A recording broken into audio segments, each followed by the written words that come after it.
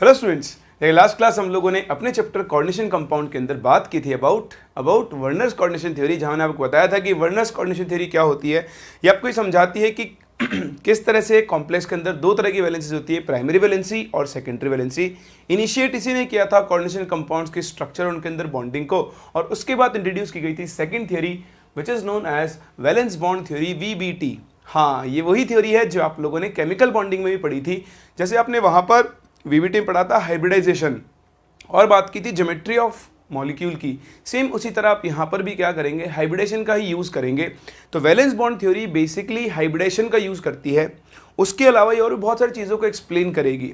Magnetic moment को ही explain करेगी कि एक कॉम्प्लेक्स के अंदर जो सेंट्रल मेटल एटम होता है उसके पास कितने अनपेयर्ड इलेक्ट्रॉन हैं, क्यों हैं, कब होंगे, कब नहीं होंगे, कैसे आप उसका मैग्नेटिक मोमेंट कैलकुलेट करोगे या मैग्नेटिक कैरेक्टर डिसाइड करोगे, वो सब हम लोग कहाँ सीखने वाले हैं, वैलेंस बॉन्ड थ्योरी के अंदर सीखने वाले हैं। तो जैसे आपने जब केमिकल बॉन्डिंग पढ़ा था वहाँ पर आपने वैलेंस बॉन्ड थ्योरी के कुछ पॉस्टुलेट्स पढ़े थे, कुछ इसी तरह के पॉस्टुलेट्स यहाँ पर भी हैं। देखो मैं आपको बताऊँ, वैलेंस बॉन्ड थ्योरी बेसिकली कुछ असम्पशंस के ऊपर वैलिड है ना, कुछ असम्पशंस को लेकर चलती है, लेकिन कुछ चीज़ें एक्सप्लेन करने के लिए हम यहाँ पर CFT जो कि अपनी अगली थ्योरी है क्रिस्टल फील्ड थ्योरी, उसका भी यूज़ करेंगे। तो कई चीज़ें यहाँ पर ऐसी है, मैं आपको पॉइंट आउट भी करूँगा जो वैलेंस बॉन्ड थ्योरी ने नहीं दी है, वो हम CFT से उठा के यहाँ ले आए हैं ताकि हम वैलेंस बॉन्ड थ्योरी को बहुत अच्छे से समझ सकें और इसके ऊपर बेस्ड क्वेश्चंस को सॉल्व कर सकें। सही है, तो आइए शुरू करते हैं with some important points of this theory. According to this theory, first आपके पास जो सेंट्रल मेटल एटम है, जब आपके पास एक कोऑर्डिनेशन कंपाउंड बनना है तो जैसा आपने सीखा, जैसे ये है सिल्वर का एक कॉम्प्लेक्स है AgNH3 होल ट्वाइस प्लस, आपके पास कॉम्प्लेक्स है लेट से CONH3 होल 4 2 प्लस, आपके पास कॉम्प्लेक्स है FeCN होल 6 4 माइनस। तो अगर आप यहां पर देखेंगे तो इस कॉम्प्लेक्स में सेंट्रल मेटल एटम का कोऑर्डिनेशन नंबर है 2, यहां है 4, यहां है 6। तो according to valence bond theory central metal atom को जितने कोऑर्डिनेट बॉन्ड बनाने हैं, मतलब जितना उसका कोऑर्डिनेशन नंबर है, उतने ही वैकेंट हाइब्रिडाइज्ड ऑर्बिटल उस सेंट्रल मेटल एटम को क्या करने होंगे, प्रोवाइड करने होंगे। So the first point is the central metal atom provides required number of vacant hybridised orbitals according to its coordination number. अगर इसका कोऑर्डिनेशन नंबर 2 है तो ये 2 वैकेंट ऑर्बिटल देगा, 3 है तो 3, 4 है तो 4, 5 है तो 5 और 6 है तो कितना देगा, 6 वैकेंट हाइब्रिडाइज्ड ऑर्बिटल्स इसको प्रोवाइड करवाने होंगे ताकि उन वैकेंट ऑर्बिटल्स के अंदर लिगेंड अपने इलेक्ट्रॉन पेयर को क्या कर सके, डोनेट कर सके और इनके बीच में एक कोऑर्डिनेट बॉन्ड फॉर्म हो सके। समझ रहे हैं इस चीज को। सेकंड पॉइंट जो इसने कहा कि the orbitals of ligand containing electron pair overlap with the vacant hybridised orbitals of central metal atom forming a coordinate bond, या फिर आप उसे सिग्मा कोऑर्डिनेट बॉन्ड भी बोल सकते हो। इन जनरल जो आपके हाइब्रिडाइज्ड ऑर्बिटल्स हैं वो लिगेंड के जो डोनर एटम के ऑर्बिटल्स होंगे जिनमें इलेक्ट्रॉन पेयर होगा उनके साथ ओवरलैपिंग शो करेंगे, और सिग्मा डेटिव बॉन्ड या फिर आप कोऑर्डिनेट बॉन्ड भी बोलते हो, वो यहाँ पर फॉर्म करेगा अपने कोऑर्डिनेशन नंबर को सेटिस्फाई करने के लिए। थर्ड पॉइंट जब हम देख सकते हैं कि जैसे ही आपके पास डोनेशन होगा, जैसे यहाँ पर हुआ, ये कोबाल्ट हुआ, तो कोबाल्ट से 4 अमोनिया मॉलिक्यूल एक फिक्स डायरेक्शन में आकर अटैच होंगे। कहाँ पर अटैच होंगे, एक फिक्स डायरेक्शन में। और जब वो एक फिक्स डायरेक्शन में जाकर अटैच होंगे तो ऑब्वियसली हमने सीखा था कि जो कोऑर्डिनेट बॉन्ड है बेसिकली एक कोवेलेंट बॉन्ड है। कोवेलेंट बॉन्ड डायरेक्शन में, नेचर में कैसा होता है, डायरेक्शनल। तो क्योंकि इसका डायरेक्शनल नेचर है, ये कॉम्प्लेक्स को एक प्रॉपर ज्योमेट्री प्रोवाइड करेगा। अगर ये ऐसे हुआ तो इस ज्योमेट्री को हम बोल सकते हैं स्क्वायर प्लेनर। अगर मान लो बॉन्डिंग पैटर्न कुछ ऐसे हुआ तो फिर इस ज्योमेट्री को हम लोग कैसी बोल सकते हैं, टेट्राहेड्रल। तो डिपेंडिंग ऑन किस तरह से बॉन्डिंग हुई है और सेंट्रल मेटल एटम का क्या हाइब्रिडाइजेशन है, हम इस कॉम्प्लेक्स कंपाउंड की ज्योमेट्री को भी क्या कर सकते हैं, प्रेडिक्ट कर सकते हैं। तो 3 बड़े इंपॉर्टेंट पॉइंट जो आपने यहाँ पर देखे। पहला, सेंट्रल मेटल एटम को एनी हाउ जितने बॉन्ड बनाने हैं, जितना उसका कोऑर्डिनेशन नंबर है, उतने वैकेंट ऑर्बिटल्स प्रोवाइड करवाने होंगे। जो लिगेंड मॉलिक्यूल्स है उनका वो ऑर्बिटल जिसमें इलेक्ट्रॉन पेयर प्रेजेंट है वो सेंट्रल मेटल एटम के वैकेंट हाइब्रिडाइज्ड ऑर्बिटल्स के साथ ओवरलैप करता है और सिग्मा डेटिव बॉन्ड बनाता है। और तीसरा इंपॉर्टेंट पॉइंट, क्योंकि आपके जो सिग्मा डेटिव बॉन्ड है ये डायरेक्शनल होता है नेचर में, तो डिपेंडिंग ऑन जितना कोऑर्डिनेशन नंबर है आपका कॉम्प्लेक्स एक प्रॉपर ज्योमेट्री को अक्वायर करेगा, जिसे हम उस कॉम्प्लेक्स की या फिर कोऑर्डिनेशन पॉलीहेड्रा की ज्योमेट्री भी बोलते हैं। So third point, the geometry and hybridisation of a complex can be predicted from its coordination number. तो आओ बात करते हैं कि कितने कोऑर्डिनेशन नंबर पर मॉलिक्यूल की क्या ज्योमेट्री होगी। करें शुरू, ये आपने कॉपी कर ही लिया होगा। तो देखें कोऑर्डिनेशन नंबर, अगर कोऑर्डिनेशन नंबर 2 है तो ज्योमेट्री और हाइब्रिडाइजेशन हम यहां डिस्कस कर सकते हैं। अगर कोऑर्डिनेशन नंबर 2 है तो देखो ज्योमेट्री क्या होगी इसकी, लीनियर, सही है। और बताओ हाइब्रिडाइजेशन क्या होगा, sp। अगर कोऑर्डिनेशन नंबर 3 है तो इसकी ज्योमेट्री क्या होगी, ट्राइगोनल प्लेनर, और इसका हाइब्रिडाइजेशन हम कितना बोलेंगे, sp2।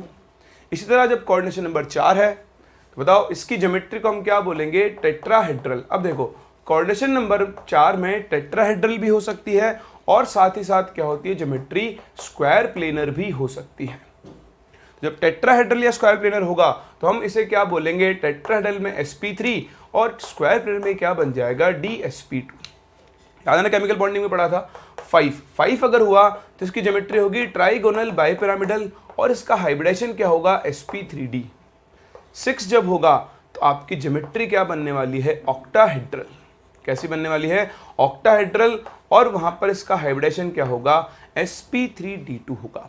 तो इस तरह से डिपेंडिंग ऑन कोऑर्डिनेशन नंबर हम एक गिवन कॉम्प्लेक्स में सेंट्रल मेटल एटम की हाइब्रिडाइजेशन स्टेट को डिस्कस कर सकते हैं और साथ ही साथ उसकी ज्योमेट्री को भी हम लोग क्या कर सकते हैं, प्रिडिक्ट कर सकते हैं। बोलो समझ में आ रहा है। वीबीटी में कई चीजें एक्सपेरिमेंटल ऑब्जर्वेशन के बेसिस पे बनाई गई है, लेकिन जैसे हम उसमें सीएफटी को इंट्रोड्यूस करते हैं ना, हमें सारे लॉजिक भी दिखने लग जाते हैं। ठीक है, तो हम देखते हुए चलेंगे। पहली चीज आपको कोऑर्डिनेशन नंबर से सेंट्रल मेटल एटम का हाइब्रिडाइजेशन स्टेट और उसकी ज्योमेट्री दोनों ही कैलकुलेट या फिर डिसाइड करने आने चाहिए। कर लेंगे, कॉपी कर लिया आपने ये। चलिए मूव करते हैं अपने अगले पॉइंट के ऊपर। देखें अगला पॉइंट, जब हम sp3d2 मतलब बेसिकली हम ऑक्टाहेड्रल ज्योमेट्री की बात कर रहे हैं, तो आप देखें ऑक्टाहेड्रल ज्योमेट्री के अंदर 2 केसेस आपके बन सकते हैं। ठीक है, 2 तरह के कॉम्प्लेक्स यहां पर बनते हैं ऑक्टाहेड्रल ज्योमेट्री के अंदर। कैसे बनते हैं ध्यान दें। होगा क्या यहां पर, हम अभी जब एग्जांपल देखेंगे वीवीटी के वहां पर ये चीज आएगी तो वहां पे आपको और क्लियर होता हुआ चलेगा। अभी मैं आपको हल्का फुल्का आइडिया दे रहा हूं। होता क्या है, सेंट्रल मेटल एटम के पास, मान लो मेरे पास 3D सीरीज का एक सेंट्रल मेटल एटम है, तो उसमें क्या होगा, 3D ऑर्बिटल्स होंगे। 3D के बाद क्या होंगे, 4s होंगे, और 4s के बाद क्या होंगे, 4p ऑर्बिटल्स भी होंगे। सेम ऐसे ही अगेन एक और 3D का अगर मैं ले लूं तो वही उसमें 3D ऑर्बिटल्स होंगे, बिल्कुल होंगे। कलर स्कीम चेंज करते हैं, तो ये हटाया जाए पहले, ध्यान से देखें। तो यहां पर क्या होगा, वही 3D ऑर्बिटल्स होंगे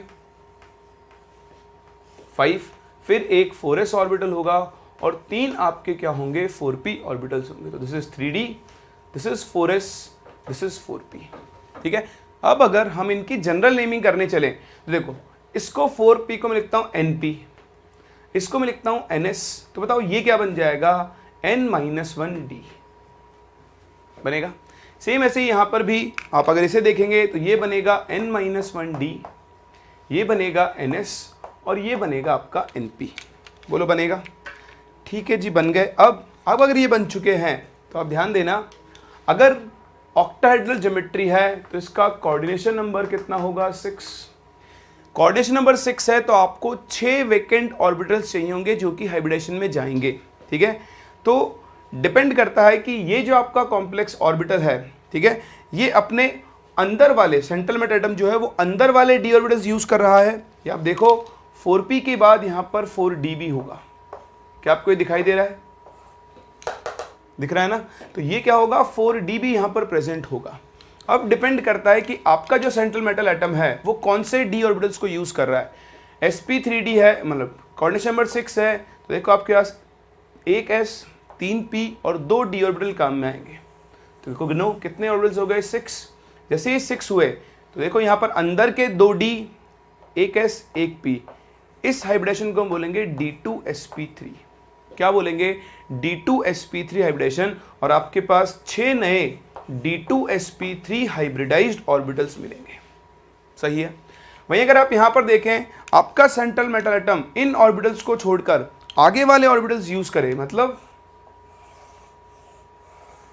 तो बताओ यहां हाइब्रिडेशन क्या होगा, sp3d2, क्या बोलेंगे हम इसे, sp3d2, और यहां पर भी 6 नए हाइब्रिडाइज्ड ऑर्बिटल्स होंगे, लेकिन उनका नाम क्या होगा, sp3d2 हाइब्रिडाइज्ड ऑर्बिटल्स होगा। आप सोच रहे होंगे ऐसा कैसे होगा, ऐसा होगा वो भी देखते हैं हम कब होगा, ठीक है। कई बार ऐसा होगा कि यहाँ इलेक्ट्रॉन्स होंगे और ये ऑर्बिटल्स अवेलेबल नहीं होंगे वेकेंट, तो फिर आपको आगे वाले ऑर्बिटल्स यूज करने पड़ेंगे, तो वो अपन देख लेंगे। अभी तो आप मुझ पर विश्वास रखें और ये मानकर चले कि ऐसा होता है। तो जब ऐसा होता है, क्योंकि यहां पर इनर ऑर्बिटल्स काम में आए, क्या काम में आए, inner n-1 d orbitals are used, सही है। जबकि आप यहां पर आओगे तो यहां पर कौन सा ऑर्बिटल काम में है, outer d orbitals are used, outer d orbitals are used here है। तो यहां इनर d ऑर्बिटल्स हैं, यहां पर आउटर d ऑर्बिटल्स हैं, इसलिए यहां से जो कॉम्प्लेक्स बनेगा, यहां से जो कॉम्प्लेक्स बनेगा, the complex formed is called an inner orbital complex। तो ये टर्म आपको कभी कभी यहां पर यूज करने को मिल सकता है कि इस तरह से जो कॉम्प्लेक्स फॉर्म होगा उसे हम कौन सा कॉम्प्लेक्स बोलेंगे, इनर ऑर्बिटल कॉम्प्लेक्स बोलेंगे। सिमिलरली यहां पे आपके पास क्योंकि आउटर ऑर्बिटल यूज आ रहे हैं, तो द कॉम्प्लेक्स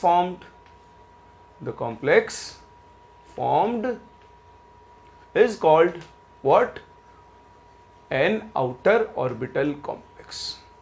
तो सबसे पहले तो आपको इन दोनों टर्म्स के बीच में डिफरेंस पता होना चाहिए। आपको ये देखना आना चाहिए कि जब हाइब्रिडेशन d2sp3 लिखा हुआ है तो उसमें n-1 d ऑर्बिटल्स काम में आ रहे हैं, अंदर वाले इनर ऑर्बिटल्स काम में आ रहे हैं, तो इन्हें हम इनर ऑर्बिटल कॉम्प्लेक्स बोलेंगे, और जहां पे आउटर काम में आ रहे हैं उन्हें हम आउटर ऑर्बिटल कॉम्प्लेक्स के नाम से जानते हैं। तो पहले तो आप ये पॉइंट लिखें पूरा, मैं आपको डिक्टेट करता हूं। On the basis of the type of orbitals used during hybridisation, the complex can be classified as inner और आउटर ऑर्बिटल कॉम्प्लेक्स, और उसके बाद आप ये पार्ट कॉपी करें। तो ये देखने के बाद कि inner orbital complex, outer orbital complex क्या होते हैं, अभी कैसे फॉर्म होंगे, देखो वो तो भी हम पढ़ ही लेंगे डिटेल में, अभी तो हम पॉइंट्स डिस्कस कर रहे हैं। इसी सीरीज में एक अगला पॉइंट है जो कि एक्चुअली वैलेंस बॉन्ड थ्योरी का पार्ट है ही नहीं। ये जो पॉइंट हम दिखने जा रहे हैं, डिस्कस करने जा रहे हैं, ये हम लोग लेकर आए हैं क्रिस्टल फील्ड थ्योरी से। तो ऑब्वियसली क्योंकि भी आप क्रिस्टल फील्ड थ्योरी के बारे में कुछ भी नहीं जानते हो, तो आप फिर से मेरे ऊपर भरोसा कर सकते हो। भरोसा तो आपको है ही, है ना, इसलिए तो आप मुझसे पढ़ रहे हो। खैर कोई नहीं, भरोसे को मैं कायम रखते हुए आगे बढ़ता हूँ और आपको बहुत काम की चीज़ बताता हूँ कि ये जो आपके लिगेंड्स हैं, इन लिगेंड्स को हम दो मेन कैटेगरीज के अंदर डिवाइड करते हैं। One is called strong field ligand and the other one is called weak field ligand. तो पहले मैं आपको इनके बारे में डिटेलिंग देता हूँ, फिर लिख तो आप लोगे ही, ठीक है। तो मेरे पास दो तरह के लिगेंड्स होते हैं, एक होते हैं स्ट्रॉन्ग फील्ड लिगेंड्स, और जो सेकेंड कैटेगरी होती है वो होती है ऑफ वीक फील्ड लिगेंड्स, सही है। अब ये ligand strong field weak field कैसे डिसाइड करते हैं वो तो हम लोग क्रिस्टल फील्ड थ्योरी में पढ़ेंगे, बट अभी आपको दोनों में एक बहुत माइन्यूट सा डिफरेंस पता होना चाहिए। अभी के हिसाब से अगर मैं बात करूं तो स्ट्रॉन्ग फील्ड लिगेंड आप उसको बोल सकते हो जो सेंट्रल मेटल एटम के साथ स्ट्रॉन्ग कोऑर्डिनेट बॉन्ड बनाए। तो जो स्ट्रॉन्ग कोऑर्डिनेट बॉन्ड बनाएगा, अब स्ट्रॉन्ग कोऑर्डिनेट कैसे पता लगेगा भाई, जिसकी इलेक्ट्रॉन डोनेट करने की टेंडेंसी ज्यादा है मेटल को, उसका बॉन्ड क्या बनेगा, ज्यादा स्ट्रॉन्ग बनेगा। तो बेसिकली जिसका लुईस बेस कैरेक्टर ज्यादा होगा, हाई लुईस बेस कैरेक्टर, उसको हम जनरली क्या बोल देंगे, स्ट्रॉन्ग फील्ड लिगेंड। तो फॉर द टाइम बीइंग अभी के लिए हम स्ट्रॉन्ग फील्ड लिगेंड उसको बोलेंगे जो सेंट्रल मेटल एटम से एक स्ट्रॉन्ग कोऑर्डिनेट बॉन्ड बना रहा है, और वीक फील्ड लिगेंड हम उसको बोलेंगे जो ऑब्वियसली वीक बॉन्ड बना रहा है, जिसकी इलेक्ट्रॉन डोनेशन की टेंडेंसी क्या है, कम। लेकिन लिगेंड्स की स्ट्रेंथ सिर्फ और सिर्फ इन्हीं पॉइंट्स के ऊपर डिपेंड नहीं करती है, इसके अलावा और भी बहुत सारी चीज़ें हैं जिनके ऊपर डिपेंड करती है।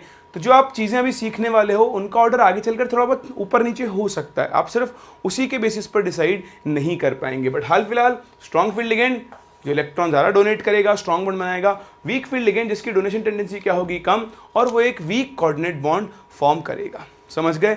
अब डिपेंडिंग ऑन अलग अलग एटम आपके पास कार्बन डोनर है, नाइट्रोजन डोनर है, ऑक्सीजन डोनर है, हेलोजन डोनर है।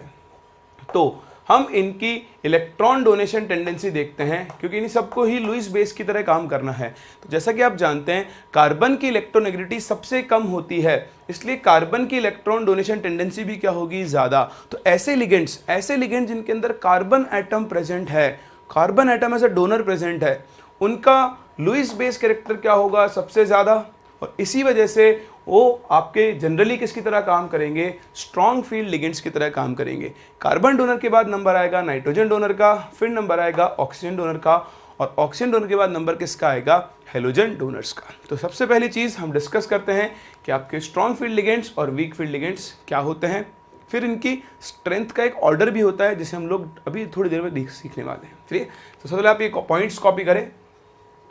On the basis of strength, ligands may be classified as weak field ligands and strong field ligands। जैसे मैंने आपको बताया ये सब आएगा CFT से, लेकिन हाँ हम जनरली लुईस बेस कैरेक्टर के हिसाब से एक लिगेंड को स्ट्रॉन्ग फील्ड लिगेंड या फिर वीक फील्ड लिगेंड में कैटेगराइज कर सकते हैं।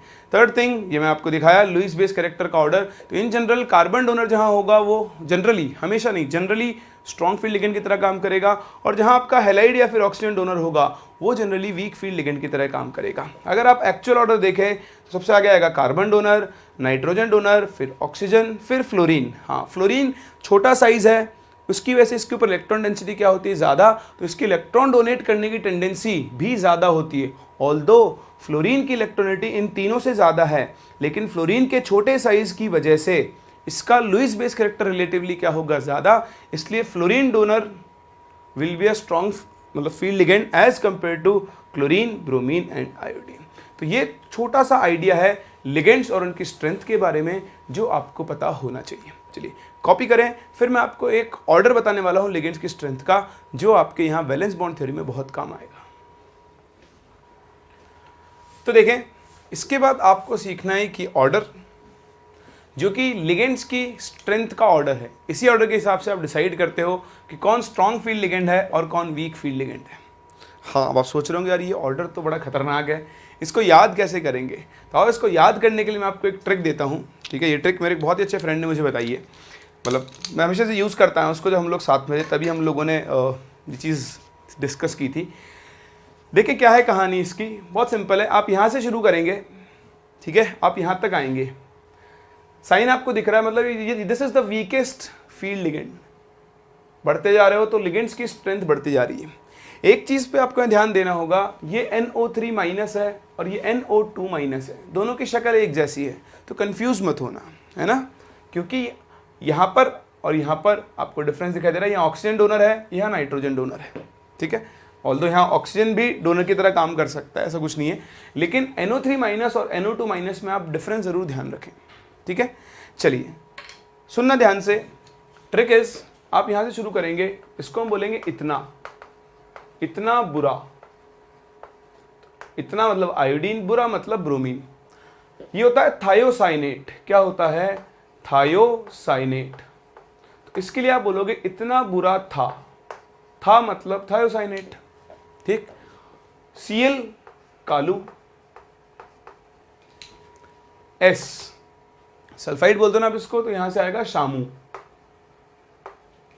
नाइट्रेट नाई, ठीक है। तो इतना बुरा था, कालू शामू नाई। F फ्लोरीन स्टैंड्स फॉर, हम बोलते हैं फूले। OH हाइड्रोक्सी, हाई मतलब हाथ। यह है आपका एसिटेट, ऐसे, एसिटेट मतलब ऐसे। और यह आपका ऑक्जिलेट, ऑक्जिलेट उसके, उसके, है ना, सेम प्रोनाउंसिएशन आ रहा है। तो देखो पहली रो क्या हुई अपनी, इतना बुरा था कालू शामू नाई, फूले हाथ ऐसे उसके। अब बीच में कौन आ गया, पानी। तो हम बोलेंगे पानी भरा हो जैसे, कंप्लीट कर रहे हैं बस सेंटेंस को, पानी भरा हो जैसे। चलिए भर दिया पानी। अब उसके बाद आप यहां पर आए आगे, second row, NCS, EDTA, NH3 और ये पूरा ग्रुप। तो यहां से आप शुरू करें, NCS को हम बोलेंगे नवीन चंद्र सक्सेना, नवीन चंद्र सक्सेना, ठीक। EDTA, इसका थोड़ा आपको ध्यान रखना पड़ेगा, तो हम इसको आदतन बोल देते हैं। आदतन मतलब जिसको आदत हो जाती है ना, आदतन। ये होता है अमाइन और ये होता है पेरिडीन। अमाइन के लिए हम बोलेंगे अमन, और पिरिडीन के लिए हम बोलेंगे पाने के लिए, क्या बोलेंगे, पाने के लिए। तो अमन पाने के लिए इथाइलिन डाइएमाइन और डाइपिरिडिल। तो इन दिनों ये देखो, इसको आपको कंबाइन करना पड़ेगा, NO2 minus CN minus CO। तो नौसेना कोर्ट, हम क्या बोलेंगे, ये नौसेना कोर्ट के चक्कर काट रहा है।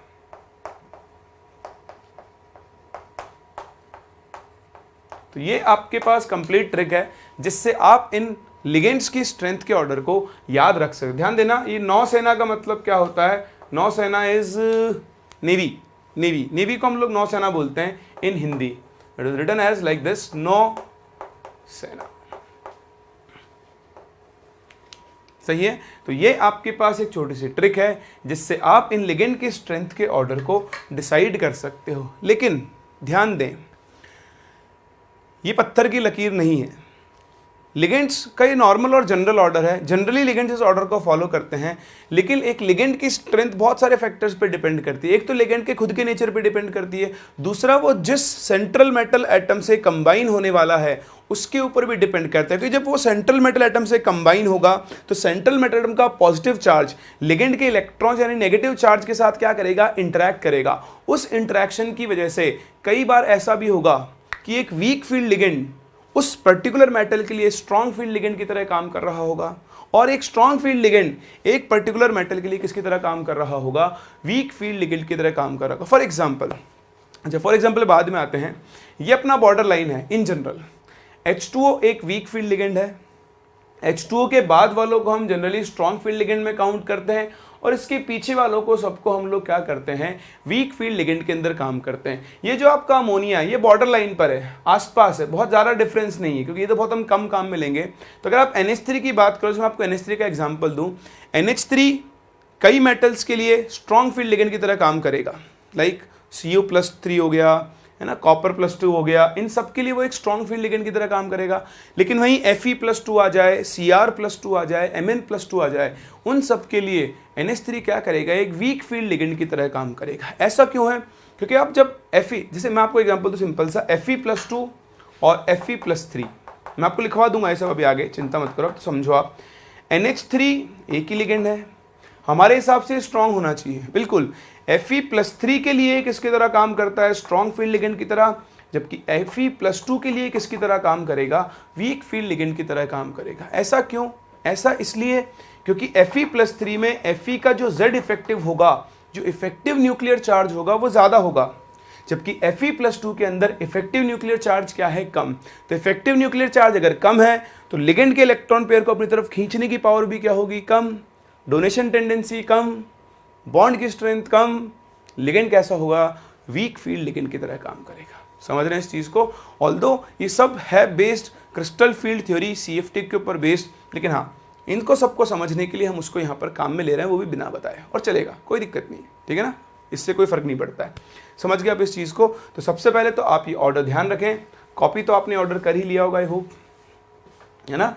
अब देखो ये कहानी याद रख, पता पड़ा आपने ये तो याद कर लिया और आपको ऑर्डर याद नहीं है, ठीक है ना। तो मेन चीज़ है हर एक का सिग्निफिकेंस, मतलब जो रिलेटिव मतलब है वो ध्यान रखें, तभी जाके आपके ऑर्डर काम में आएगा। ऑल्दो आपको ये पूरा ऑर्डर याद रखने की ज़रूरत भी नहीं है, आपको मेन चीज़ याद रखनी है, जैसे CO, CN, NO2 minus, ethylene diamine, NH3, ये सब हमारे जनरल स्ट्रॉन्ग फील्ड लिगेंड्स हैं। इनके बाद ये जो पीछे आ गए H2O, oxalate, acetate, OH minus, F minus, ये सब आपके कैसे हैं, वीक फील्ड लिगेंड्स हैं। तो कॉमन आपको याद रखने होते हैं, ये आपको पूरा याद ना भी रहे तो आप देखोगे अभी आगे चल के चैप्टर में कि आपका काम अपने आप ही चलता रहेगा, आपको ये ऑर्डर पूरा याद रखने की ज़रूरत नहीं पड़ेगी।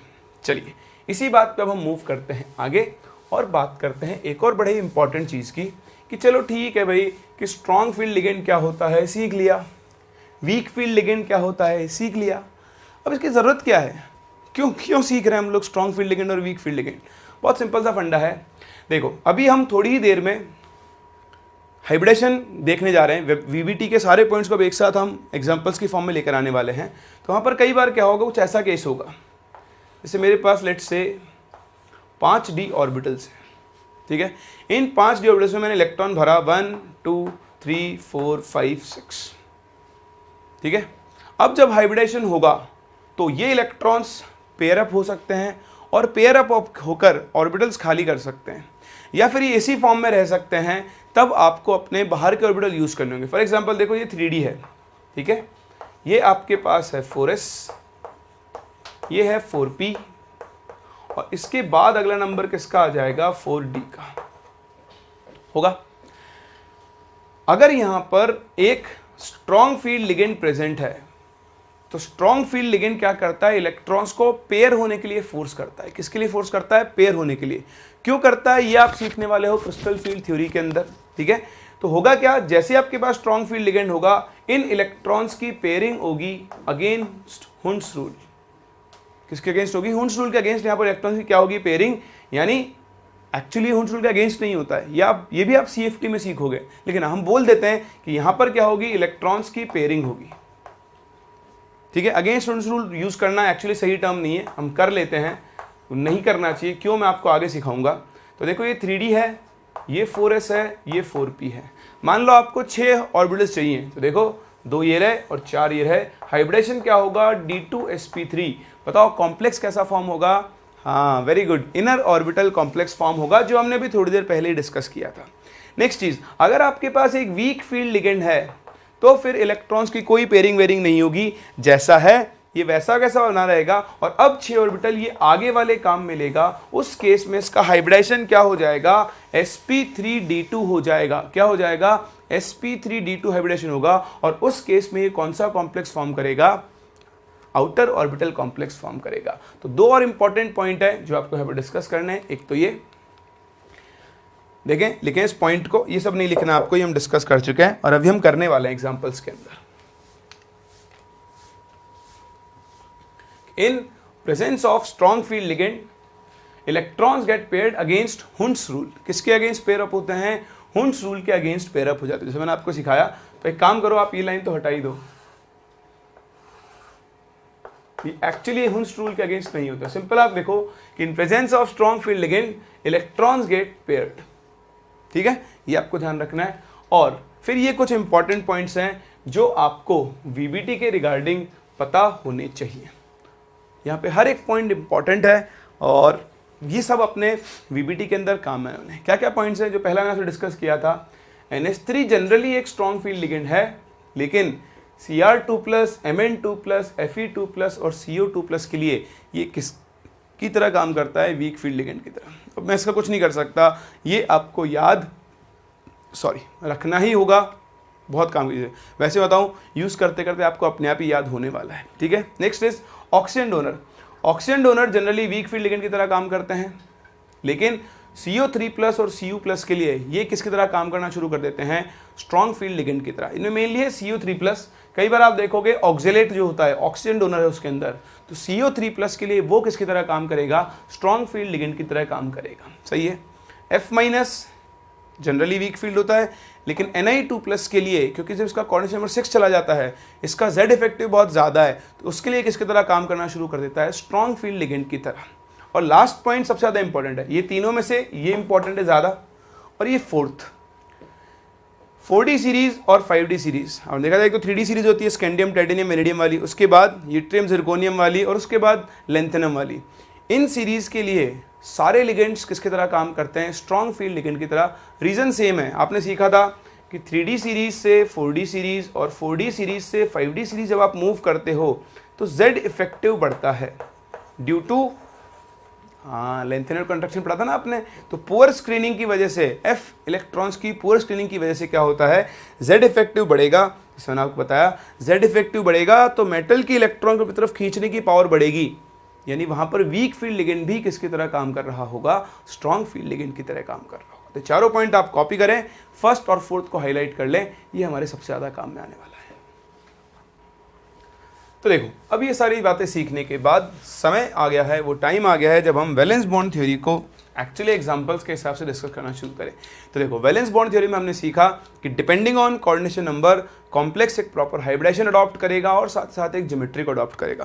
तो आइए शुरू करते हैं वैलेंस बॉन्ड थ्योरी के एप्लीकेशन के साथ, और हम बात कर रहे हैं केस जब हमारी मेटल का कोऑर्डिनेशन नंबर कितना होगा, 4, क्या होगा 4। अब 4 कोऑर्डिनेशन नंबर में जैसा हमने डिस्कस किया, दो तरह की ज्योमेट्रीज पॉसिबल होती हैं, एक टेट्राहेड्रल और दूसरी स्क्वायर प्लेनर। तो कब कौन सी ज्योमेट्री बनेगी वो हम लोग यहाँ पर क्या करने वाले हैं, डिस्कस करने वाले हैं। तो आप देखें, मैं आपके सामने पहला एग्जांपल ले रहा हूँ। चलो हम NiCl4 से शुरू कर लेते हैं। NiCl4, ठीक है, और कॉम्प्लेक्स इज 2-, ठीक है। अब जो मैं प्रोसेस दिखा रहा हूँ उसको आप ध्यान से देखें, यहाँ से हम बहुत सारी चीज़ सीखने वाले हैं और इनसे एक्चुअली जेई के अंदर क्वेश्चन पूछे जाते हैं। इवन जेई नहीं, किसी भी एग्जाम के अंदर आप देख लो, इनके ऊपर बेस्ड कई क्वेश्चन आपको मिल सकते हैं। तो NiCl4 2- है। क्या आप मुझे बता सकते हो यहाँ पर निकल का ऑक्सीजन स्टेट कितना होगा? हाँ, वेरी गुड, कितना होगा? +2, -4 उधर गया, +4 - 2 इज +2 होगा। निकल का आप जनरल स्टेट में, ग्राउंड स्टेट में, है ना, ग्राउंड स्टेट में जब उसके ऊपर कोई चार्ज नहीं है, आप निकल का इलेक्ट्रॉनिक कॉन्फिगरेशन लिखो तो क्या बनेगा? 3d8,4s2, सही है। अब जब आप Ni से Ni+2 बनाओगे, Ni+2, तो इसका कॉन्फिगरेशन क्या हो जाएगा? 4s से 2 इलेक्ट्रॉन चले जाएंगे। तो चलो ऑर्बिटल की फॉर्म में इनको रिप्रेजेंट करते हैं। Ni+2 के अंदर क्या होगा? 3d के अंदर 8 इलेक्ट्रॉन्स होंगे। फिलिंग करो, 1 2 3 4 5 6 7 8 होगा। देन उसके बाद इसका 4s क्या हो चुका होगा? खाली। अब क्योंकि आप 4th शेल में एंटर कर चुके हो तो 4s 4p 4d 4f सब प्रेजेंट होंगे और हमारी ज़रूरत के हिसाब से हमें जितने ऑर्बिटल्स चाहिए वेकेंट, वो हम 4th शेल से यूज़ कर सकते हैं। यही हाइब्रिडेशन का फंडा होता है। अब देखो यहाँ पर आकर बदलेगी पिक्चर, बहुत ध्यान देना। ये तुमने बात कर ली Ni+2, सेंट्रल मेटल एटम का रोल था ये। तो देखते हैं यहाँ पर लिगेंड का रोल। किसका रोल? लिगेंड का रोल। बताओ Cl, आप देखो आपने स्ट्रेंथ ऑर्डर लिखा हुआ है, उसके हिसाब से Cl कैसा लिगेंड है? वीक फील्ड लिगेंड है, हेलोजन डोनर है, ठीक है। तो अगर ये वीक फील्ड लिगेंड है तो बताओ इलेक्ट्रॉन्स की पेयरिंग होगी या नहीं? नहीं होगी ना। तो हम सिंपल बोल सकते हैं नो पेयरिंग विल अकर। तो जो मैंने आपको कंसेप्ट या पॉइंट सिखाया था कि जब आपके पास एक स्ट्रॉन्ग फील्ड लिगेंड होता है तो इलेक्ट्रॉन्स की पेयरिंग होती है, लेकिन जब एक वीक फील्ड लिगेंड होगा तो इलेक्ट्रॉन्स की पेयरिंग नहीं होगी, ठीक है। बताओ कोऑर्डिनेशन नंबर कितना है? 4। आपको कितने नए ऑर्बिटल चाहिए? 4 ऑर्बिटल्स चाहिए। कितने चाहिए? 4। और वो भी कैसे होने चाहिए? वेकेंट, क्योंकि आपको उनके अंदर इलेक्ट्रॉन पेयर लेना है, सिंगल इलेक्ट्रॉन नहीं लेना है। बताओ इनकी पेयरिंग हो ही नहीं सकती, ये ऑर्बिटल काम में नहीं आएंगे। तो ऑर्बिटल कौन से काम में आएंगे? 4th शेल में 4s और 4s के बाद क्या होगा? 4p। पहला पॉइंट मैंने आपको क्या लिखा था? Central metal atom provides required number of vacant orbitals through hybridisation. तो यहाँ आपको कितने ऑर्बिटल चाहिए बॉन्ड बनाने के लिए? 4 चाहिए ना। तो देखो 1 2 3 4, 4 ऑर्बिटल्स मेरे पास आ चुके हैं। ये इन चारों ऑर्बिटल्स को यूज करेगा और 4 नए sp3 हाइब्रिडाइज्ड ऑर्बिटल्स बनाएगा। कौन से बनाएगा? sp3 हाइब्रिडाइज्ड ऑर्बिटल्स बनाएगा। इस तरह से निकल के पास 4 sp3 हाइब्रिडाइज्ड ऑर्बिटल्स होंगे। ये अपना हो गया Ni2+ आयन। इसने 4 क्लोरीन के साथ बॉन्डिंग के लिए 4 वेकेंट ऑर्बिटल्स प्रोवाइड करवा दिए हैं। ये Cl- आयंस अब क्या करेंगे? अपना इलेक्ट्रॉन पेयर इनके अंदर डोनेट करेंगे और इस तरह से आपका कॉम्प्लेक्स फॉर्म होगा NiCl4 2-। सही है, क्योंकि यहाँ पर हाइब्रिडेशन sp3 है। बताओ इस कॉम्प्लेक्स की ज्योमेट्री कैसी होगी? टेट्राहेड्रल ज्योमेट्री होगी। कौन सी ज्योमेट्री होगी? टेट्राहेड्रल ज्योमेट्री होगी। तो देखो आप हाइब्रिडेशन बता सकते हो sp3 है, आप इसकी ज्योमेट्री बता सकते हो टेट्राहेड्रल है, और भी आप बहुत कुछ बता सकते हो। आप ये भी बता सकते हो कि आपका ये जो कॉम्प्लेक्स है, ये इसका मैग्नेटिक कैरेक्टर क्या होगा? ये पैरामैग्नेटिक होगा या डायमैग्नेटिक? हाँ, वेरी गुड, वही समझना है। देखो यहाँ पर 2 अनपेड इलेक्ट्रॉन है, क्योंकि यहाँ पर 2 अनपेड इलेक्ट्रॉन है तो ये नेचर में कैसा होगा? पैरामैग्नेटिक होगा। So due to presence of 2 unpaired electrons, it is paramagnetic in nature। देखो एक चीज मैं बता दूं, अगर आप 12th क्लास के स्टूडेंट हैं या फिर आप 13 में भी हैं और इम्प्रूवमेंट आपने अगर फिल किया है बाय चांस, तो आपको क्या करना चाहिए, जैसे आप ये तो जेईई के लिए पढ़ रहे हो, साथ साथ यही चीज़ आपके बोर्ड में भी काम में आती है, तो साथ साथ आपको एनसीईआरटी भी पढ़नी चाहिए और उसके ऊपर उसके अंदर जो बोर्ड टाइप के क्वेश्चन है वो भी साथ में सॉल्व करने चाहिए। आपको एक बहुत छोटा सा काम कर लेना चाहिए कि हर दिन आप 4 से 5 क्वेश्चन बोर्ड पैटर्न पे कर रहे हो। अगर आप 12th क्लास के स्टूडेंट हैं तो, अगर आप 13th क्लास के हैं तो दिक्कत ही नहीं, लेकिन अगर आपने इंप्रूवमेंट भरा है तो जो काम 12th वाला वो बोला है वो आपको भी करना चाहिए। हर दिन एक छोटा सा काम कर लो कि 4 क्वेश्चन करूंगा बोर्ड लेवल के हर सब्जेक्ट के, फिजिक्स केमिस्ट्री मैथ्स, उसमें एक करूंगा शॉर्ट आंसर वाला 1 मार्क्स वाला, एक करूंगा 3 मार्क्स वाला और एक करूंगा 5 मार्क्स वाला। उससे क्या होगा, आपको पता भी नहीं चलेगा और आपका साथ साथ बोर्ड की तैयारी भी धीरे धीरे चलती रहेगी। फिर लास्ट में तो आपको फुली फ्लेजेड लगना ही होता है ना। खैर चलिए, यहाँ तक आप समझ चुके हैं चीज़ों को। हाइब्रिडेशन आ गया, मैग्नेटिक कैरेक्टर आ गया, और साथ ही साथ आप यहाँ पर इसका मैग्नेटिक मोमेंट भी बता सकते हो। तो मैग्नेटिक मोमेंट का आपको याद होगा, हमने फॉर्मूला पढ़ा हुआ है, म्यू इक्वल टू क्या होता है, root n into n plus 2, और ये होता है बोहर मैग्नेट्रॉन, पढ़ा है ना। n क्या होता है, नंबर ऑफ अनपेयर्ड इलेक्ट्रॉन। तो देखो यहाँ पर 2 अनपेयर्ड इलेक्ट्रॉन है, इसके लिए म्यू कितना बनेगा, 2 into 2 plus 2, that is root 8 Bohr magnetron. ये इसका क्या होगा, मैग्नेटिक मोमेंट होगा। समझ में आया। तो क्या हुआ, आपने देखा सेंट्रल में एटम कौन है, उसका आपने ऑक्सीडेशन स्टेट निकाला, फिर देखा कि उसके पास क्या पॉसिबिलिटी, क्या इलेक्ट्रॉन्स अवेलेबल हैं। फिर रोल आएगा लिगेंड का। लिगेंड अगर वीक फील्ड है तो इलेक्ट्रॉन्स की पेयरिंग नहीं होगी, लेकिन वहीं अगर लिगेंड आपका स्ट्रॉन्ग फील्ड हुआ तो फिर इलेक्ट्रॉन्स की क्या होगी, पेयरिंग होगी और हाइब्रिडेशन और ज्योमेट्री चेंज हो जाएगी। तो आए इसी का हम सेकेंड एग्जाम्पल देखते हैं। The complex which I am taking here is, let's say Ni,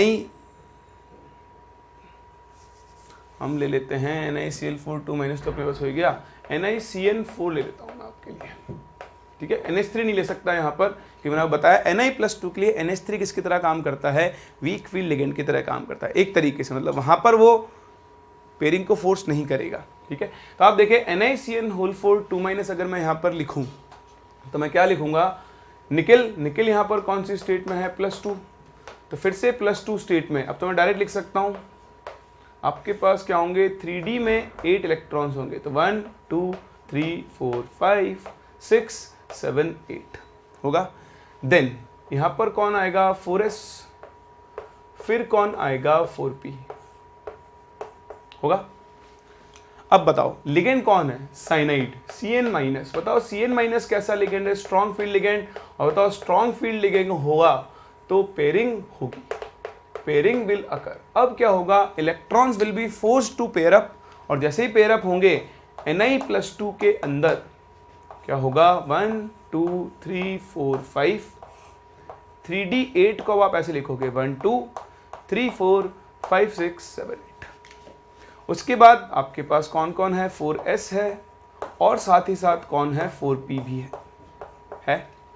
अब आप देखें ध्यान से, Ni+2 है, कोऑर्डिनेशन नंबर 4 है, आपको 4 वैकेंट ऑर्बिटल चाहिए। तो अब यहां पर एक तो ये रहा और 3 ये रहे होंगे, तो 1d 1s 2p। यहां पर जो आपका हाइब्रिडेशन बनेगा वो क्या होगा, dsp2। कितना होगा, dsp2। और dsp2 हाइब्रिडेशन में बताओ ज्योमेट्री कैसी होती है, स्क्वायर प्लेनर होती है। कैसी होती है, स्क्वायर प्लेनर होती है। बोलो सही है। देखो देखो, वही कोऑर्डिनेशन नंबर 4 है, वही कोऑर्डिनेशन नंबर 4 है, वही सेंट्रल मेटल एटम है, वही सेंट्रल मेटल एटम है। दोनों का ऑक्सीडेशन स्टेट भी इवन सेम है, लेकिन एक जगह पर ज्योमेट्री टेट्राहेड्रल और हाइब्रिडेशन sp3 है, क्योंकि यहाँ लिगेंड वीक फील्ड है। एक जगह पर ज्योमेट्री स्क्वायर प्लेनर है और हाइब्रिडेशन dsp2 है, क्योंकि यहाँ पर क्या है, एक स्ट्रॉन्ग फील्ड लिगेंड प्रेजेंट है। जैसा आपने देखा ये नेचर में पैरामैग्नेटिक है। बताओ क्या आपको यहाँ पर अनपेयर्ड इलेक्ट्रॉन दिखाई दे रहे हैं, नहीं दे रहे हैं ना। इसका मतलब ये नेचर में कैसा होगा, डायमैग्नेटिक होगा। कैसा होगा, डायमैग्नेटिक। इसके लिए मैग्नेटिक मोमेंट म्यू की वैल्यू कितनी आएगी, 0। तो ये आपके पास ज्योमेट्री बनेगी आपके कॉम्प्लेक्स NiCN4 की, जो कि बेसिकली एक स्क्वायर प्लेनर ज्योमेट्री के अंदर एग्जिस्ट कर रहा होगा। कर सकते हैं ना। चलिए कॉपी करें, फिर मैं आपको कुछ और इंपॉर्टेंट एग्जांपल देता हूं ऑफ कोऑर्डिनेशन नंबर 4, जिनमें कुछ एक स्पेशल केसेस भी होंगे जिनको आपको थोड़ा सा ध्यान भी रखना होगा। तो और एग्जांपल देखते हैं। चलो अगला एग्जांपल मैं आपको देता हूं, आप इसको ट्राई करें एक बार। Complex is ZnNH3 whole 4 2+। क्या है आपके पास है ZnNH3 होल 4 2+। एक और कॉम्प्लेक्स मैं आपको देता हूं NiCO होल 4। ठीक है, इन दोनों को हम लोग डिस्कस करते हैं पहले तो, और उसके बाद फिर हम डिस्कस करेंगे एक और कॉम्प्लेक्स मैं आपको बताऊं which is PtNH3 whole 2 Cl2। ठीक है, चलिए तो इनको आपको यहाँ पर डिस्कस करना है। तो पहले तो आप इन दोनों को ट्राई कर लें अच्छे से। करें शुरू हम लोग। चलिए देखिए ध्यान से, जिंक Zn+2, जिंक का इलेक्ट्रॉनिक कांस्टेंट होता है 3d10 4s2। +2 स्टेट में 4s से इलेक्ट्रॉन जा चुके होंगे तो Zn+2 बनेगा 3d10।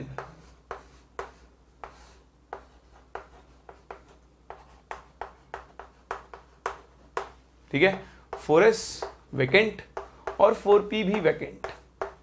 डी मुझे बनाने की जरूरत नहीं है। अब देखो, चाहे लिगेंड स्ट्रॉन्ग फील्ड हो चाहे वीक फील्ड हो, इलेक्ट्रॉन्स तो पहले से पेयर्ड अप है, यहाँ का ऑर्बिटल यूज कर नहीं सकता तो इसके पास पॉसिबिलिटी नहीं बचती है। ये कौन सा हाइब्रिडेशन शो करेगा? sp3 ही शो करेगा। कौन सा करेगा? sp3। इसकी ज्योमेट्री कैसी होगी? टेट्राहेड्रल। इसका मैग्नेटिक कैरेक्टर कैसा होगा? डायमैग्नेटिक होगा, क्योंकि इसके अंदर एक भी अनपेयर्ड इलेक्ट्रॉन नहीं है। अब सोचो, कुछ भी नहीं करना पड़ा, सिंपल।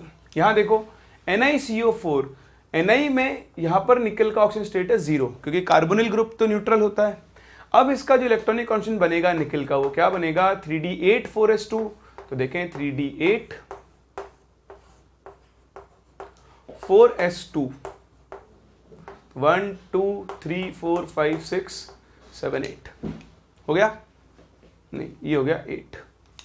4s में भी कितने इलेक्ट्रॉन होंगे? 2, और साथ में यहाँ पर क्या होगा? 4p। अब लिगेंड का रोल CO, बताओ कैसा लिगेंड है? स्ट्रॉन्ग फील्ड लिगेंड है। स्ट्रॉन्ग फील्ड लिगेंड है तो इलेक्ट्रॉन्स की क्या होगी? पेयरिंग, यानी अब सारे इलेक्ट्रॉन्स पेयर अप होके यहां बैठ जाएंगे। तो कुछ इस तरह का अरेंजमेंट होगा 3d1 2 3 4 5 6 7 8 9 10, 4s और 4p। देखो, इससे जस्ट पहले जब Ni+2 था तो स्ट्रॉन्ग फील्ड लिगेंड के केस में क्या बन रहा था? एक स्क्वायर प्लेनर कॉम्प्लेक्स बन रहा था dsp2। लेकिन यहां आपका हाइब्रिडेशन क्या आ रहा है? sp3 आ रहा है। ये कॉम्प्लेक्स भी नेचर में कैसा होगा? टेट्राहेड्रल होगा। और साथ ही साथ क्या होगा? ये आपका कौन सा कॉम्प्लेक्स होगा? डायमैग्नेटिक कॉम्प्लेक्स होगा। अनपेयर्ड इलेक्ट्रॉन क्या है? 0 है। तो जनरली मैं भी आपको समराइज करके एक छोटा सा पॉइंट भी लिखवाऊंगा, उसमें सब कुछ आ भी जाएगा। बट इन जनरल अगर आपके पास 8 इलेक्ट्रॉन्स हैं, है ना, 7 6 इलेक्ट्रॉन्स हैं और इवन नंबर ऑफ इलेक्ट्रॉन्स हैं, तो उस केस में क्या होगा? आपके स्ट्रॉन्ग फील्ड लिगेंड की प्रेजेंस में पेयरिंग हो जाएगी और आपका कॉम्प्लेक्स नेचर में कैसा होगा? डायमैग्नेटिक होगा। अगर ऑड नंबर ऑफ इलेक्ट्रॉन्स है तो आप कभी पेयर अप वैसे ही नहीं कर सकते हो, उस केस में वो कॉम्प्लेक्स हमेशा कैसा होगा? पैरामैग्नेटिक ही होगा। खैर, इनको हम डिस्कस करेंगे। आप आगे चलें। प्लेटिनम, यहाँ पर स्पेशल चीज़ क्या है? यहाँ पर स्पेशल चीज़ ये है कि यहाँ पर 2 लिगेंड्स हैं, एक स्ट्रॉन्ग फील्ड लिगेंड है 2 और 2 वीक फील्ड लिगेंड है। कभी कभी ऐसा भी होता है कॉम्प्लेक्स में different types of strong field और वीक फील्ड लिगेंड्स आ जाते हैं। उस केस में आप नंबर से डिसाइड करते हो। अगर number of strong field ligand ज़्यादा हैं तो ओवरऑल कैरेक्टर हम स्ट्रॉन्ग फील्ड लिगेंड का ही लेकर चलेंगे। अगर number of weak field ligand ज़्यादा हैं तो फिर वीक फील्ड का लेकर चलेंगे। लेकिन अगर दोनों बराबर हैं तो फिर से स्ट्रॉन्ग फील्ड लिगेंड ही आपका डोमिनेट करेगा। समझ रहे हैं? तो यहाँ पर NH3 स्ट्रॉन्ग फील्ड लिगेंड है, क्लोरीन भी स्ट्रॉन्ग फील्ड लिगेंड है। हाँ, नंबर इक्वल है इसलिए ये डोमिनेट करेगा। ओवरऑल नेचर हम स्ट्रॉन्ग फील्ड का ही लेकर चलेंगे। खैर, यहाँ ये मुद्दा डिस्कस करने का था ही नहीं। क्यों? याद करो 4th point, all ligands act as strong field ligands for 3d and 4d series metals. Platinum आपका 4d 5d सीरीज का मेटल है ना? ठीक है, आपका उसका है वो हफ्ता वाली सीरीज थी ना अपनी, लास्ट वाली 5d सीरीज। तो प्लेटिनम उसका एलिमेंट है और इसके लिए दोनों ही लिगेंड किसकी तरह काम करेंगे? Strong field ligand. लेकिन अगर कोई 3d सीरीज का हो और अलग अलग लिगेंड्स आ जाएं तो मेरी बात को ध्यान रखना, जिसका नंबर ज़्यादा वही नेचर फॉलो करेगा। अगर वीक फील्ड लिगेंड ज़्यादा है तो weak field nature, strong field ज़्यादा है तो स्ट्रॉन्ग फील्ड नेचर, और बराबर है तो फिर स्ट्रॉन्ग फील्ड वाला डोमिनेट कर जाएगा। चलिए, प्लेटिनम का मैंने केस यहाँ पर इसलिए लिया है क्योंकि आप लोग प्लेटिनम का इलेक्ट्रॉनिक कॉन्फिगरेशन याद नहीं रखते हो। प्लेटिनम और पैलेडियम जो ऐसे एलिमेंट्स हैं जिनका कॉन्फिगरेशन आपको याद रखना चाहिए। प्लेटिनम का इलेक्ट्रॉनिक कॉन्फिगरेशन होता है 5d9 6s1। हाँ, और पैलेडियम का होता है 4d10 5s0, तो वो आपको ध्यान रखना चाहिए, इंपॉर्टेंट है। यहाँ पर देखें Pt कौन सी स्टेट में आ रहा है, +4 स्टेट में आ रहा है, NH3 Cl2 है ना। तो +4 स्टेट में क्या होगा, 6s से 1 इलेक्ट्रॉन जाएगा और 5d से आपके कितने इलेक्ट्रॉन जा चुके होंगे, 3 इलेक्ट्रॉन और जा चुके होंगे। तो ओवरऑल इसका कॉन्फिगरेशन बनेगा 5d6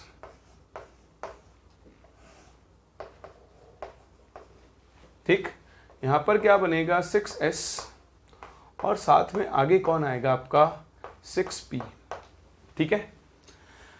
सॉरी +4 नहीं, Pt +2 होगा, क्या कर रहा हूं NH3 तो न्यूट्रल है ना, तो Cl है तो +2 आएगा, तो +2 में 5d8 पे आ जाएगा, है ना, 5d8 बन जाएगा। चलो तो 5d8 सारे लिगेंड स्ट्रॉन्ग फील्ड है, तो पेयरिंग कर दो, 1 2 3 4 5 6 7 8, आपको दिख ही रहा होगा 4 ऑर्बिटल, हाइब्रिडेशन क्या होगा, dsp2 होगा। कैसा होगा, dsp2। तो बहुत सिंपल सा फंडा है, आप इससे लॉजिक अपने आप लगा सकते हो। Pt अगर कभी भी +2 स्टेट में आया तो d8 कॉन्फ़िगरेशन में ही आएगा, है ना। पैलेडियम भी +2 स्टेट में आया तो वो भी d8 कॉन्फ़िगरेशन में आएगा, क्योंकि दोनों सेम ग्रुप के मेंबर्स हैं।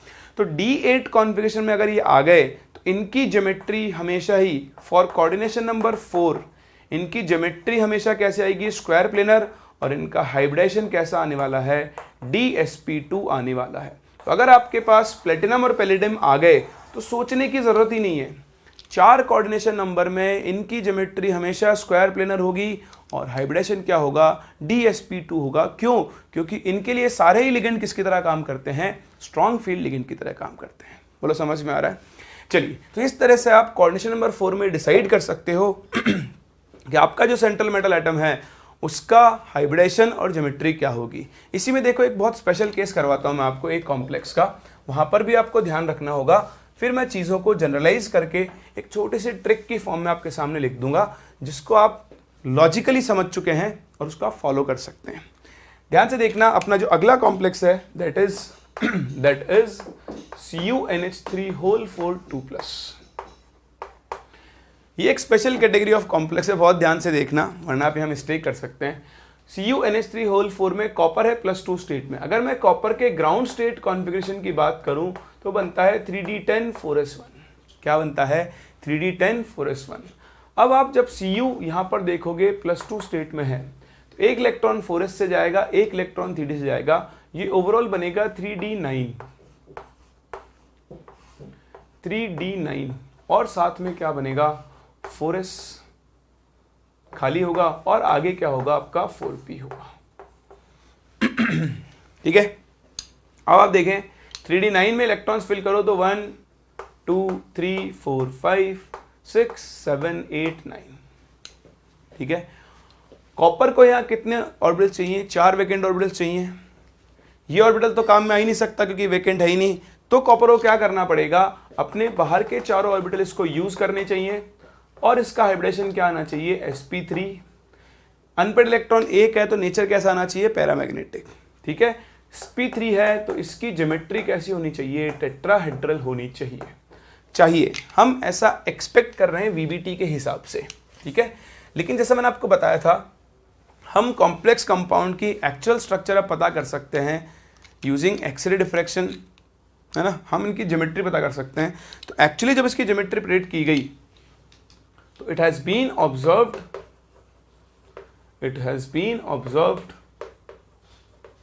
that this complex is square planar।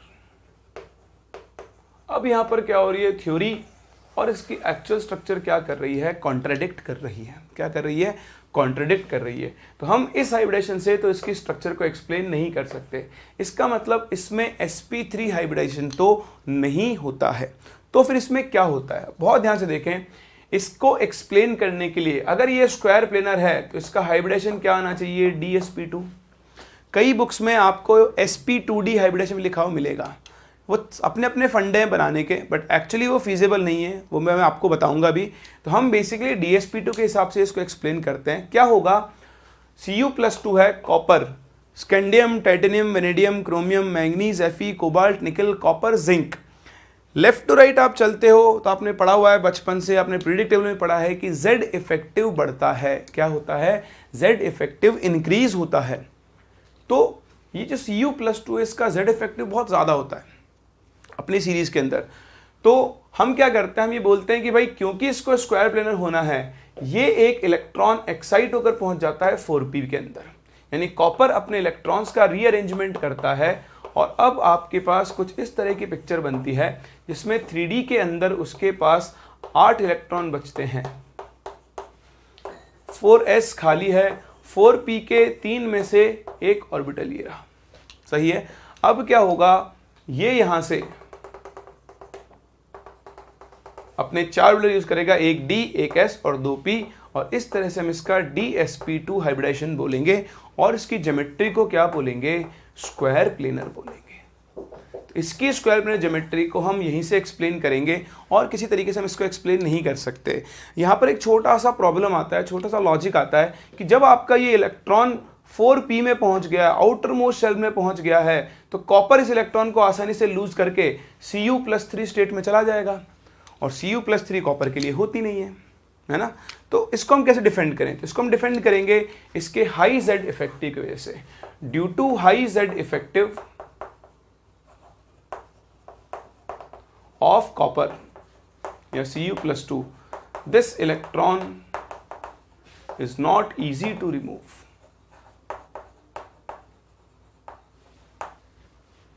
समझ रहे हैं आप इसको?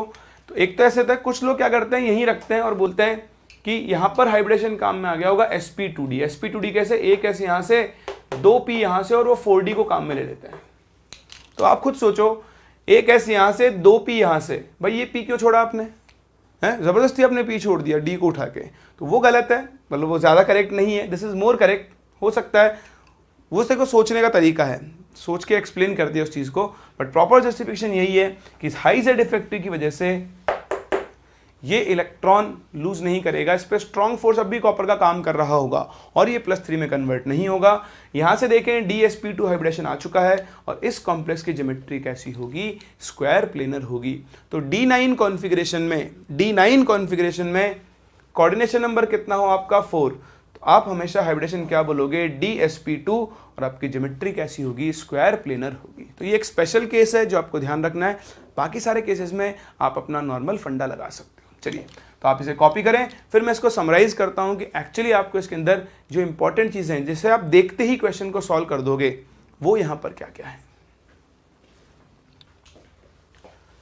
तो अब देखें, जो चीज आपको यहां पर याद रखनी है, ध्यान रखनी है, उस पर फोकस करते हैं। बहुत ही सिंपल है। Coordination number 4। कोऑर्डिनेशन नंबर 4 में आपको मेनली 2 या 3 केसेस देख लो जहां आपको चीजों को बहुत थोड़ा ठीक से सॉल्व करना होगा और देखकर भी आप बता सकते हो। D8 कॉन्फ़िगरेशन है। अगर आपके पास D8 कॉन्फ़िगरेशन है तो 2 केस हो सकते हैं, या तो स्ट्रॉन्ग फील्ड लिगेंड होगा या फिर वीक फील्ड लिगेंड होगा। अगर स्ट्रॉन्ग फील्ड लिगेंड होगा तो हाइब्रिडेशन आएगा dsp2, सारे इलेक्ट्रॉन पेयर अप हो चुके होंगे, नेचर में कैसा होगा? डायमैग्नेटिक। ठीक है। वीक फील्ड लिगेंड जब होगा तो हाइब्रिडेशन आएगा sp3 और आपका जो कॉम्प्लेक्स होगा वो नेचर में कैसा होगा? पैरामैग्नेटिक होगा। एक और चीज मैं आपको बता दूं, जब सारे इलेक्ट्रॉन्स पेयर अप हो जाते हैं तो उसको हम लो स्पिन कॉम्प्लेक्स भी बोलते हैं, क्योंकि सारे इलेक्ट्रॉन्स पेयर्ड फॉर्म में हैं। और जब इलेक्ट्रॉन्स अनपेयर्ड फॉर्म में होते हैं तो ऐसे कॉम्प्लेक्स को हम हाई स्पिन कॉम्प्लेक्स भी बोलते हैं। ये टर्म ज़्यादा काम में आएगा जब आप अभी कोऑर्डिनेशन नंबर 6 को कवर करोगे, है ना। दूसरा कॉन्फ़िगरेशन आपके पास D10। तो D10 में तो आपको सोचना ही नहीं है, अंदर का ऑर्बिटल काम आ ही नहीं सकता है। हाइब्रिडेशन sp3 होगा, नेचर कैसा होगा? डायमैग्नेटिक, और कॉम्प्लेक्स कैसा होगा? लो स्पिन। नेक्स्ट केस आपके पास आ सकता है D9। कौन सा केस आएगा? D9। सही है। तो अब D9 के केस में आप फिर से 2 केसेस पे जाओगे, एक वीक फील्ड लिगेंड और एक स्ट्रॉन्ग फील्ड लिगेंड। अगर वीक फील्ड लिगेंड है तो बाहर का ही ऑर्बिटल काम में आएगा sp3, और अगर स्ट्रॉन्ग फील्ड लिगेंड है तो हाइब्रिडेशन क्या होगा? dsp2।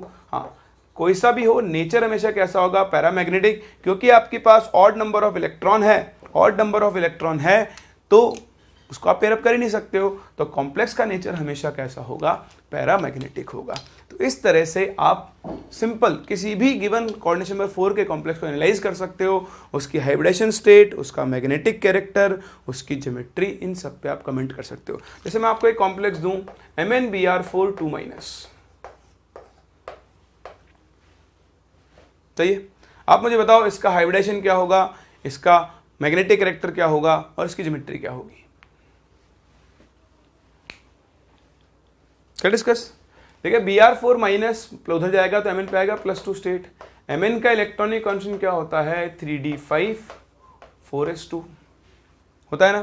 तो 3d5 4s2 में से Mn +2 स्टेट में किस में आ जाएगा 3d5। अब एक चीज तो साफ साफ ही दिख गई है ना, कैसा होगा, पैरामैग्नेटिक होगा। 5 इलेक्ट्रॉन्स को आप पेयर अप कर ही नहीं सकते हो। दूसरा 3d5 आप बनाओगे तो पांचों ऑर्बिटल्स में एक एक इलेक्ट्रॉन होगा ही होगा। बताओ इलेक्ट्रॉन्स की पेयरिंग हो सकती है क्या, नहीं हो सकती ना, नहीं हो सकती। तो बाहर के 4 ऑर्बिटल आपको काम में लेने होंगे। बताओ इसका हाइब्रिडेशन क्या होगा sp3 होगा। तो इस कॉम्प्लेक्स की ज्योमेट्री होगी टेट्राहेड्रल, हाइब्रिडेशन होगा sp3 और ये नेचर में कैसा होगा, पैरामैग्नेटिक होगा। कर सकते हैं। तो ऐसे ही बहुत सारे क्वेश्चंस कोऑर्डिनेशन नंबर 4, 6 सारे मिक्स हैं। आज तो हम लोगों ने सिर्फ कोऑर्डिनेशन नंबर 4 कवर किया है। नेक्स्ट क्लास हम लोग बात करेंगे कोऑर्डिनेशन नंबर 6 की, उनमें भी हाइब्रिडेशन निकालेंगे। कुछ और स्पेशल टाइप के क्वेश्चन अगर होंगे कोऑर्डिनेशन नंबर 4 पे तो वो भी मैं आपको कवर करवाऊंगा। लेकिन आपको जो डीपीपी मिली है उस डीपीपी के अंदर 4, 6 और वीबीटी के और भी जो पॉसिबल क्वेश्चन हो सकते हैं वो सब उसके अंदर इंक्लूडेड हैं। उनकी आप ढंग से प्रैक्टिस करें। आज तो नहीं कर पाएंगे, आज आप चाहें तो कोऑर्डिनेशन नंबर 4 वालों की प्रैक्टिस कर सकते हैं, लेकिन उसके बाद 4, 6 के मिक्सड हैं, वहाँ आप अच्छे से प्रैक्टिस करें क्योंकि ये इंपॉर्टेंट पार्ट है। जेई पॉइंट ऑफ व्यू से यहाँ से क्वेश्चंस पूछ ही लिए जाते हैं, इसलिए इनका आप जरूर ध्यान रखें। चलिए, तो आज के लेक्चर को हम यहीं पे कंप्लीट कर रहे हैं। आज हम लोगों ने बेसिकली बात की कि वैलेंस बॉन्ड थ्योरी क्या होती है, किस अजम्पशन पर, किस बेसिस पर वो काम करती है, कैसे हम वैलेंस बॉन्ड थ्योरी के हिसाब से गिवन कॉम्प्लेक्स की स्ट्रक्चर ज्योमेट्री देख लीजिए, स्ट्रक्चर या ज्योमेट्री बोलो, राधा स्ट्रक्चर की जगह ज्योमेट्री, हाइब्रिडाइजेशन और मैग्नेटिक कैरेक्टर के ऊपर कमेंट करते हैं। नेक्स्ट क्लास हम यहाँ से आगे कंटिन्यू करेंगे और बात करेंगे कॉम्प्लेक्सेस विद कोऑर्डिनेशन नंबर 6। तो मिलते हैं नेक्स्ट क्लास और यहाँ से आगे कंटिन्यू करते हैं।